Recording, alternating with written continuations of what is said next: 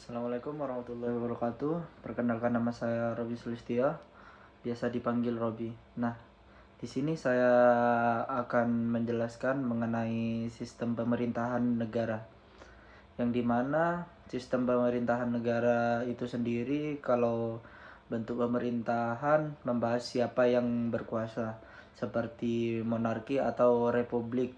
Sistem pemerintahan lebih membahas bagaimana hubungan antara lembaga eksekutif, legislatif, dan yudikatif dalam menjalankan kekuasaan negara.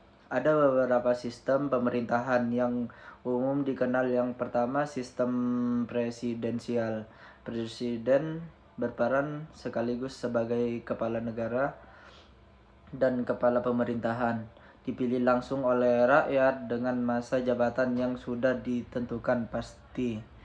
Ciri utamanya adalah pemisahan kekuasaan yang tegas antara eksekutif dan legislatif, sehingga presiden tidak bertanggung jawab langsung ke parlemen, dan parlemen tidak bisa menjatuhkan presiden hanya karena beda pandangan politik, kecuali lewat proses hukum seperti pemakzulan. Indonesia dan Amerika Serikat menganut sistem ini. Kedua, sistem parlemen. Kepala negara dan kepala pemerintahan terpisah. Kepala negara biasanya raja atau presiden yang sifatnya simbolis, sementara kepala pemerintahan dipegang perdana menteri yang dipilih dari partai pemenang pemilu di parlemen. Kabinet bertanggung jawab langsung kepada parlemen, sehingga bisa dijatuhkan lewat mosi tidak percaya kalau parlemen sudah tidak percaya lagi. Contohnya Inggris, Jepang, dan Belanda.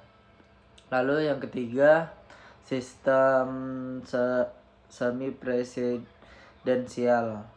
Gabungan dari keduanya, ada presiden yang dipilih langsung rakyat dan punya kekuasaan eksekutif nyata.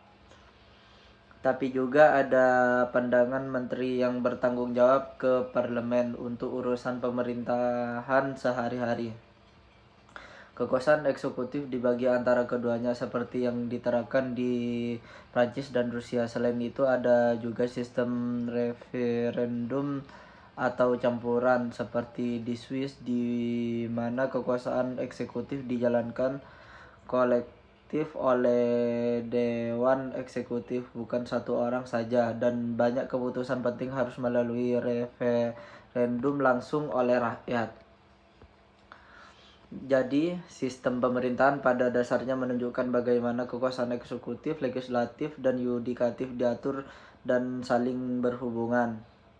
Presidensial menekankan pemisahan kekuasaan yang tegas, parlementer menekankan tanggung jawab pemerintah kepada parlemen, sementara semi presidensial mencoba menggabungkan keduanya.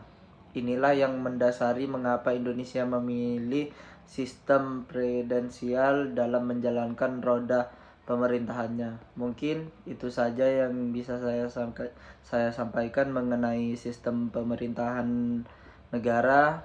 Kurang lebihnya mohon maaf. Assalamualaikum warahmatullahi wabarakatuh.